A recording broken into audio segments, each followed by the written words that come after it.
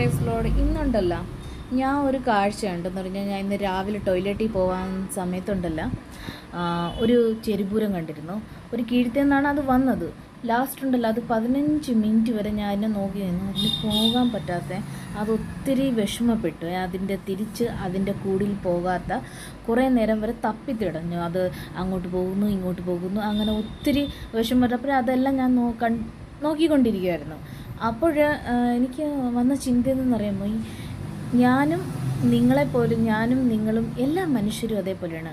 ദൈവത്തിനെ ആശ്രയിച്ച്, ദൈവത്തിൻ്റെ തണലിൽ ദൈവത്തിനെ ആശ്രയിച്ചുകൊണ്ട് ഞങ്ങൾ ജീവിച്ചുകൊണ്ടിരിക്കുമ്പം തന്നെ നമ്മളൊരു മനസ്സിലാകർഷണം, പുറത്തെന്താ നടക്കുന്നത്, അവിടെ പോയാൽ എങ്ങനെ ഇരിക്കും, അപ്പുറത്ത് പോയാൽ എങ്ങനെ ഇരിക്കും, ആ ചിന്ത എപ്പോൾ നോക്കിയാലും മനുഷ്യനുണ്ടാകുന്നതാണ്. അത് എപ്പോൾ നോക്കിയാലും നമ്മൾ മനുഷ്യനെന്ന് പറഞ്ഞാൽ ഒന്നിലും തൃപ്തിപ്പെടുന്ന മനുഷ്യനല്ല.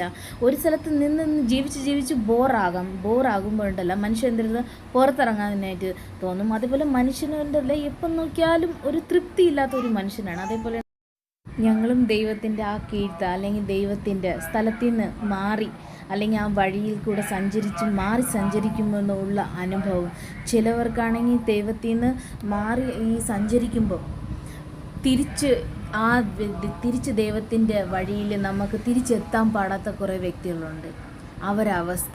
അവരവസ്ഥ ഈ ചെരുമ്പൂരത്തെ പോലെ തന്നെ. ഈ ചെരുമ്പൂരം അതേപോലെ ഞാനല്ലെങ്കിൽ വേറെ ഒരാളാണെങ്കിൽ ഉണ്ടല്ലോ, ഈ ചെരുമ്പൂരത്തിന് ഉടനെ കണ്ടാൽ എന്താ ചെയ്യുന്നതെന്ന് അറിയുമ്പോൾ ചെരുപ്പൊടി അപ്പം തന്നെ അടിച്ചു കൊല്ലും. അതല്ലേ ചെയ്യുന്നത്? അതേപോലെയാണ് ഞങ്ങൾ ഓരോ മനുഷ്യരും ദൈവത്തിൻ്റെ വഴിയിൽ നടക്കുമ്പം അതത്ര കഷ്ടമായാലും ദുഃഖമായാലും സഹിച്ച് തന്നെ ജീവിക്കണം. അതേപോലെ തന്നെ അതിൽ നിന്ന് നമുക്ക് ഇച്ചിരി കൂടെ നേട്ടം കിട്ടുമെന്ന് ഞങ്ങൾ ഈ പുറത്ത് ചാടുന്ന വ്യക്തികൾ അല്ലെങ്കിൽ പുറത്ത് ചാടുന്നവരോടത്ത് എനിക്കൊരു മെസ്സേജ് പറയാൻ എന്തെന്നറിയാൻ പുറത്ത് ചാടരുത്. പുറത്ത് ചാടരുത് എന്നു പറഞ്ഞാൽ ഈ ചെരുമ്പൂരിൻ്റെ അവസ്ഥ പോലെയാവും. അടിച്ചു കൊല്ലപ്പെട്ടു, ദൈവത്തിൽ നിന്ന് മാറിപ്പോണ്ടത്. അതേപോലെ തന്നെ കഷ്ടവും ദുഃഖവും എല്ലാം വരും.